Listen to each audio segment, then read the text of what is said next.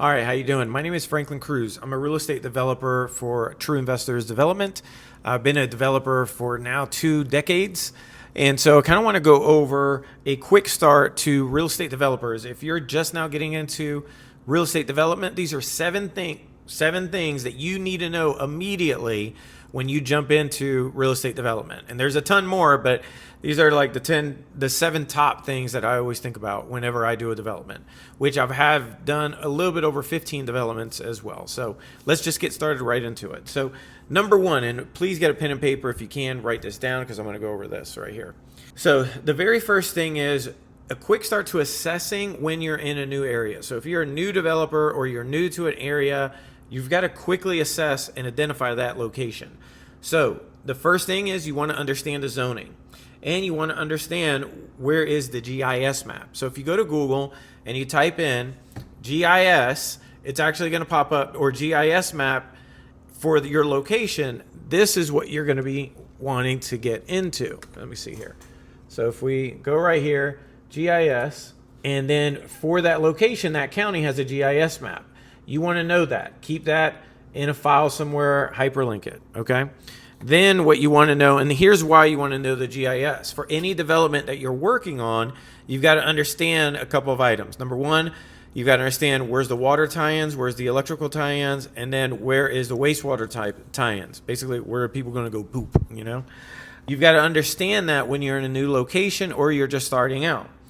The other thing is, so then whenever you get a new site, now you'll know, okay, we have wastewater. We can get wastewater there. We can get this. Like, it makes it more valuable if you can get utilities tied into a site. So you always want to keep that top of mind.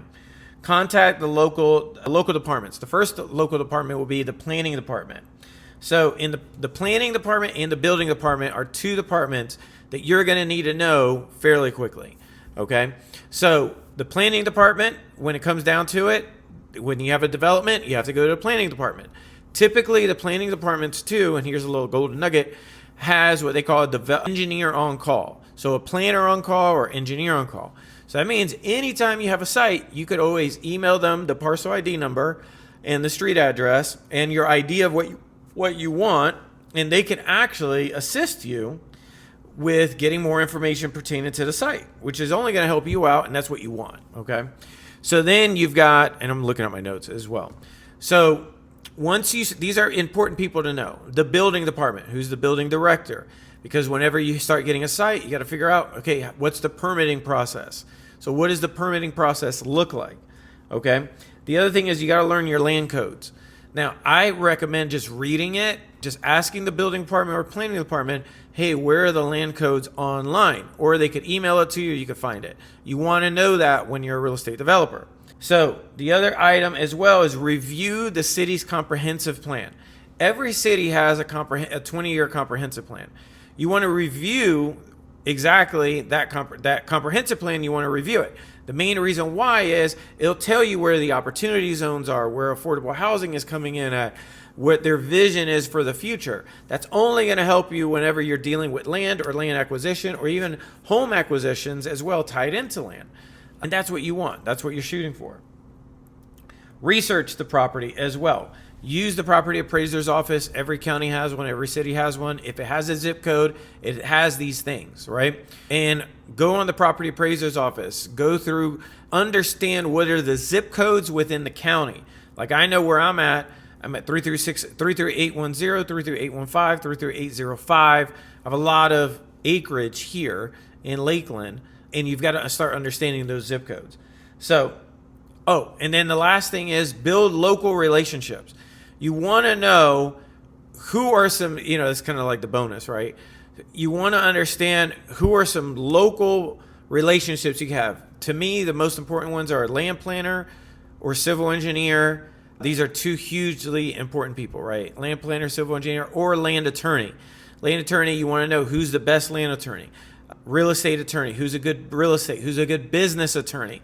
You're going to need this when you're dealing with high-level contracts, 7-figure contracts and more. Everybody has attorneys. So you might as well start understanding this aspect of now that you're a real estate developer. So my goal is to keep this within 5 minutes. So I set up my note. Anyway, hopefully you got something out of this. Share with me if you want. If you have any kind of questions, I'm going to start being pretty active on social media and just sharing with you guys what I'm learning as I'm in the trenches as a real estate developer. I'm kind of like reporting the news about how I'm doing. So I'm working right now on a 96 unit property right here. This is actually an old church that was on the site. And so it's 9 acres and we're planning on doing 96 units here. But my goal is to see if we could do 111 or more, or if we could do a lot more units, it would only help us, get this thing off the ground. And then we've got a 5 acre site across the street that we're working on. And then we've got a 22 acre site for light industrial, 130 acre site that we're working on as well, and then some new builds too. So staying pretty busy. What I love about being a developer too is you don't need a big staff. I got me and one VA and all that stuff I just told you about. Like, that's it. That's the whole team. So it's interesting. It's interesting and it's fun. So hopefully this helps.